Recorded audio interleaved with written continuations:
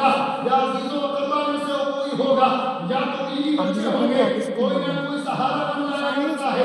اس لیے آج دنیا میں ہے تلاوت قرآن کی قیمت ہم نہیں سمجھ پا رہے ہیں، لیکن ذرا ان سے پوچھو جنہوں نے دنیا کو چھوڑ دیا ہے، جنہوں نے دنیا کو الوداع کہہ دیا ہے، اللہ کی قسم کیا ہے اگر ان کی آواز ہمارے کانوں تک آتی اور ہم ان سے یہ پوچھتے ہیں مرنے والے ذرا بتاؤ تمہیں قرآن کی ایک آیت کی تلاوت چاہیے یا پوری دنیا کی مال و دولت چاہیے، تو اللہ کی قسم کیا ہے وہ قبر میں لیٹا ہوا بندہ یہی پکار کر کہتا پوری دنیا کی جو ہے مال و دولت کو میں ٹھوکر مارتا ہوں، قرآن کی ایک آیت کی تلاوت جو ہے جو سکون مجھے دے سکتی ہے وہ پوری دنیا کی دولت مجھے نہیں دے سکتی.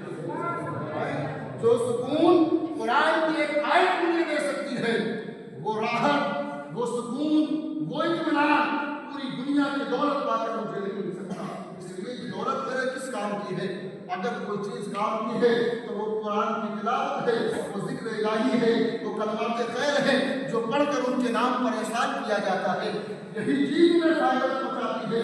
اور بنا وجہ قبرستان میں جا کر سیاست بازی کرنا، جگہ جگہ جا کر لائٹنگ وغیرہ لگا دینا، اس سے مردوں کو کیا فائدہ ہونے والا ہے؟ یہ لائٹنگ وغیرہ تو ہم اپنے لیے لگایا کرتے ہیں، یہ لائٹنگ جو ہے یہ تو ہم اپنے مفاد کے لیے لگاتے ہیں. مردوں کو اس سے کوئی فائدہ نہیں ہوتا ہے، کوئی نفع نقصان نہیں ہوتا ہے. اگر فائدہ لینا چاہتے ہو لائٹنگ بعد میں کیا کرو، پہلے جا کر قرآن کی تلاوت کر دیا کرو.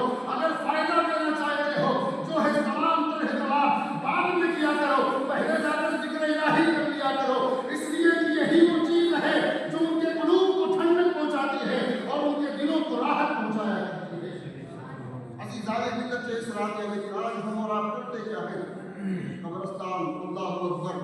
مجھے لگتا ہے کہ 10% لوگ ایسے ہوں گے جو قبرستان بھی جاتے ہوں گے زیارت کے لیے، ورنہ سارے تو ایسا کہ بس ادھر ادھر گھومنا پھرنا، دربار کرنا، لگانا، ہنسنا، مذاق کرنا اور اسی طرح اس رات کو ضائع کر دینا، یہ لوگوں کا مزاج بن چکا ہے.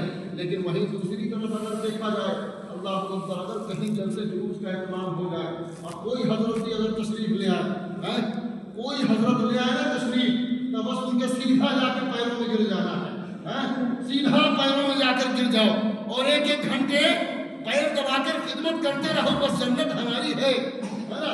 ایک ایک گھنٹے نکل گئے، 4 گھنٹے. وہ حضرت جی کا عالم یہ ہے کہ وہ وہاں سے لے کر یہاں تک اسی میں آتے ہیں آرام سے لیٹے ہوئے ہیں نا، اور پھر بھی ان کی خدمت گزاری کی جا رہی ہے. لیکن اللہ کی قسم کیا ہے وہ جو حضرت جی آتے ہیں جن کی خدمت میں جو ہے تم پوری راتیں بیٹھا کرتے ہو، اللہ کی قسم کیا ہے آؤ کبھی تم نے یقین کے ساتھ اپنے قلوب میں ہاتھ رکھ کر بتاؤ کتنی مرتبہ ایسا ہوا ہے جب تمہارا باپ تھک کر باہر سے آیا ہو، جب تمہارا باپ جو ہے اللہ کی قسم کیا ہے کام کر کے آیا ہو اور سر سے قدم تک چور ہو کر آیا ہو اور تم نے اس کے قدم پکڑے ہو دبانے کے لیے، تم نے اس کے قدم پکڑے ہو خدمت کرنے کے لیے. ایسا ہرگز نہیں پایا جاتا ہے. اللہ کی قسم میں کہتا ہوں اے نوجوانوں اب بھی وقت ہے، ہوش میں آ جاؤ. یہ حضرت تمہیں کچھ نہیں دینے والے ہیں. اگر تمہیں کچھ ملے گا تو ماں باپ کی خدمت سے ملے گا، اگر تمہیں کچھ ملے گا تو ماں باپ کو راضی کرنے سے ملے گا. اس لیے کہ اگر ماں باپ راضی ہیں تو یہ حضرت بھی راضی ہوں گے. اگر ماں باپ راضی ہیں، مدینے والے مصطفیٰ بھی تم سے راضی ہیں. ماں باپ راضی ہیں، خود رب العالمین تم سے راضی ہے. سبحان اللہ. ماں باپ کی خدمت پہلے ضروری ہے، باقیوں کی بات میں. ماں باپ کی خدمت کے قریب کوئی نہیں جاتا ہے. حضرت جی کے طلبے میں کتنے دل موجود ہیں یہ سب کو معلوم ہے نا، کتنے دل موجود ہیں یہ پتہ لگا لیتے ہیں. لیکن باپ جو بیچارہ پورے دن گرمی کی تپش سے اور سردیوں کی سخت راتوں میں اللہ اکبر مزدوری کر کے آتا ہے، اس کے پیروں میں کتنے جو ہے ٹھیٹے پڑے ہوئے ہیں، اس کے پیروں میں کتنی چوٹیں لگی ہوئی ہیں، یہ اولاد کو آج تک معلوم نہیں ہے. یہ اولاد کو آج تک خبر نہیں ہے. جوانی میں باپ کو زخم لگا تھا، آج بڑھاپے کا عالم ہے، لیکن بیٹے کو آج تک خبر نہیں ہے زخم کس جگہ پہ لگا تھا.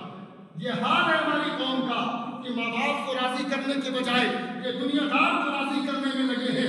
یار نبی کا فرمان کیا تم نے نہیں سنا ہے؟ میرے نبی کا فرمان ہے اللہ اکبر جس بندے سے اس کے ماں باپ راضی ہو ناراض ہو، اگر وہ پوری زندگی اپنے آپ کو سجدے میں ڈال رکھے، اگر ماں باپ ناراض ہو پوری زندگی وہ عبادت کرتا رہے، پوری زندگی حج کرتا رہے، پوری زندگی روزے رکھتا رہے، مولا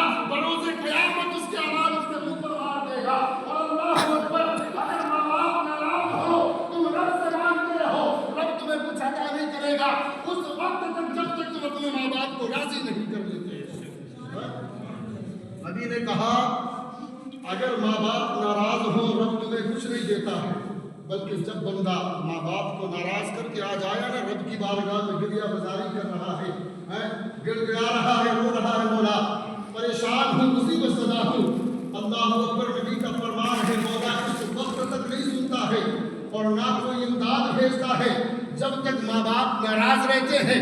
گویا کہ رب ہمیں یہ بتا رہا ہے اے میرے بندے مجھ سے معافی مانگنے سے پہلے، مجھ سے طلب کرنے سے پہلے، اے میرے بندے اگر تو چاہتا ہے تیری بگڑیوں کو بنایا جائے، اگر تو چاہتا ہے تیری مصیبتوں کو دور کیا جائے، اگر تو چاہتا ہے تیری پریشانیوں کو ختم کیا جائے تو مجھ سے معافی مانگنے سے پہلے جا ماں باپ کے قدموں کو پکڑ لے، ان سے معافی طلب کر لے۔